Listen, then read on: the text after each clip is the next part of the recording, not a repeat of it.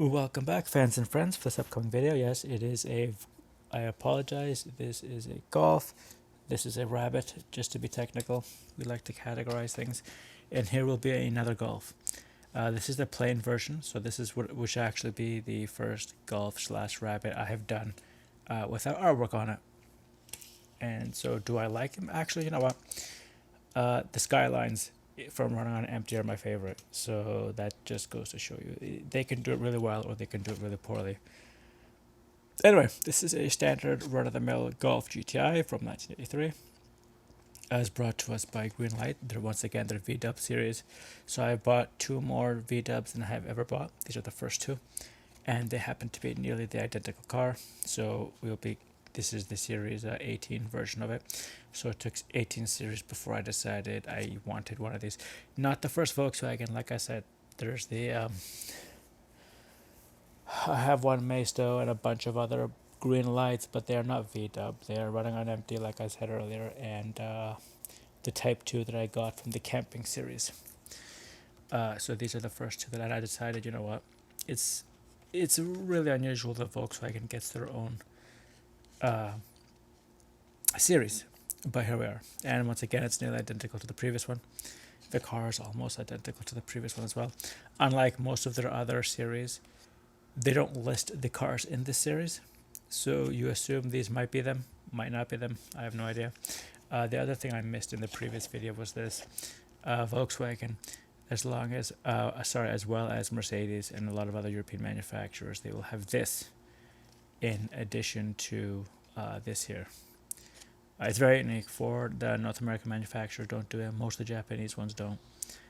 It's just one of those things. They like to give us that highly reflective sticker of approval, and we saw that on the F1 cars that I did. There was one on the Mercedes, but there was not one on the Sauber. I believe it was the McLaren, which is interesting. They just want to do it that way. That's fine.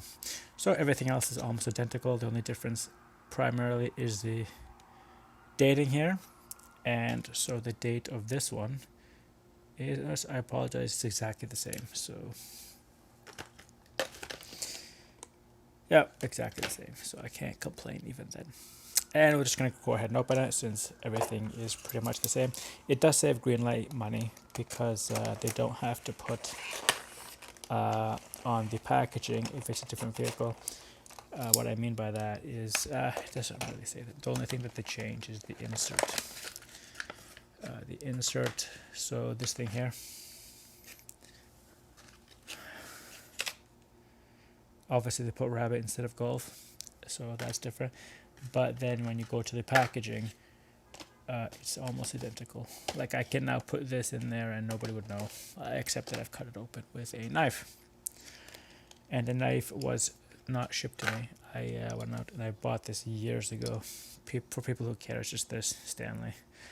Also functions as a bottle opener, and you can open actually the bottle with this end and or this end. It's not important, I'm just saying. It is the slide out, the clip-in blade style, not the break off. It's actually one of 2 that I have like this. The other's Husky. Anyway, that's not important. That's not a video on a knife used to open toy cars. It is a Volkswagen Golf, as brought to us by Series 18 of Greenlight. And as we can see, this one bears lots of similarities to the earlier Golf. Sorry, yeah, it is actually technically the earlier Golf. There are a few changes.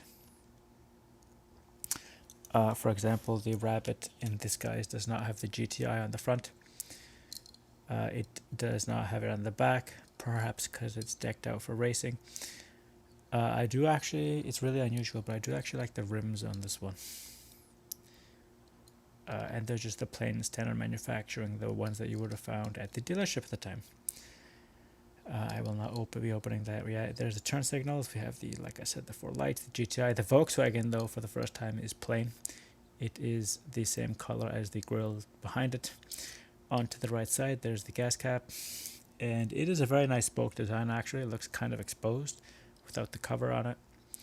Handles painted so they stick out from the rest of the painted car. Like I brought up with this one, they, for some unknown reason, painted the handle the same as the background of the car, not the whole car. The whole car is not red. We do have silver accents running the full length of the car. The border to the windows is.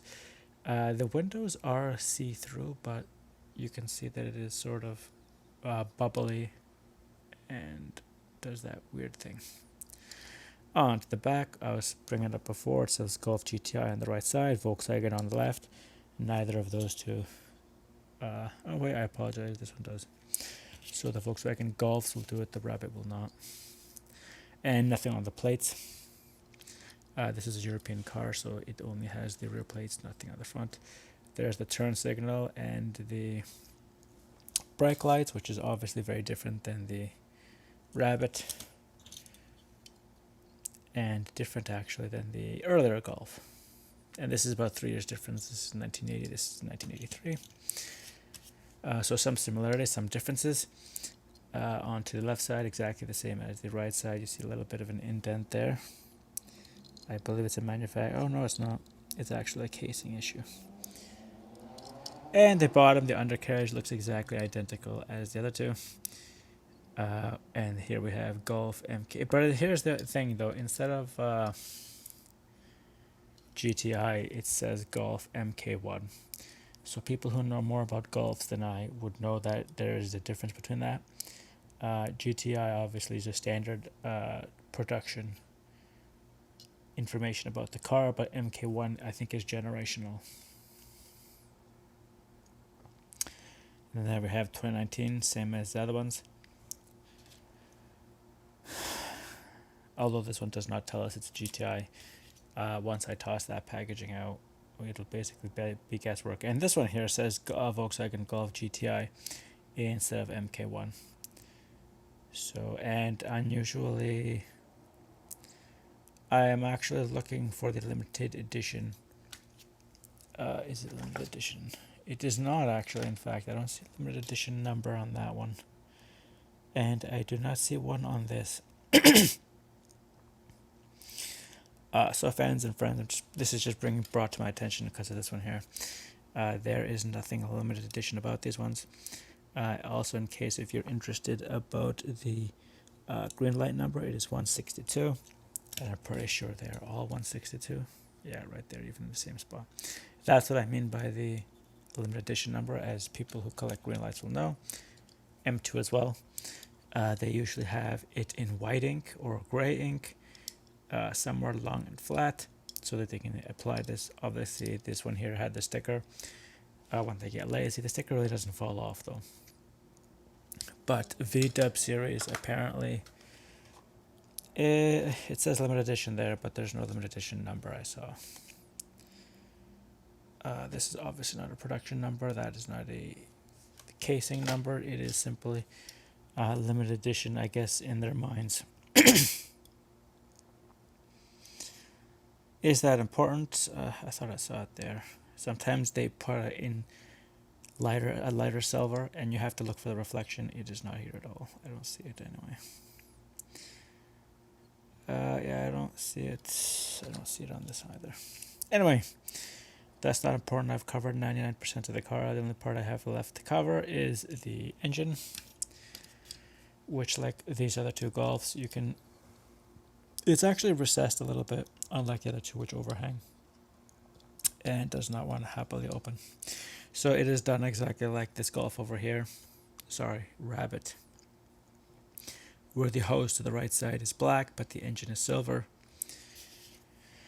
So the one thing you're getting is the hood opens very wide, having no problems there. But as for how they've painted it, because they painted it the way they did, you can just see there the color of the hose on the right side of the engine is the same color or near the same color as the background. Much harder to see. Contrast that to this, and you see what I mean. It's the exact same engine, it's just painted differently. Anyway, fans and friends, the tales of three Golfs. Standard production model. I don't know if I like this one more, but it's always nice to have the standard model. These racing ones look really, and you can just see the positive click there because it's never been opened before.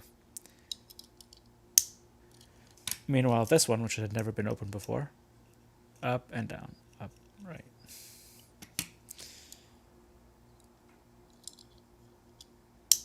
It does that. Anyway, fans and friends, I think it's reasonably well done. There's the defroster.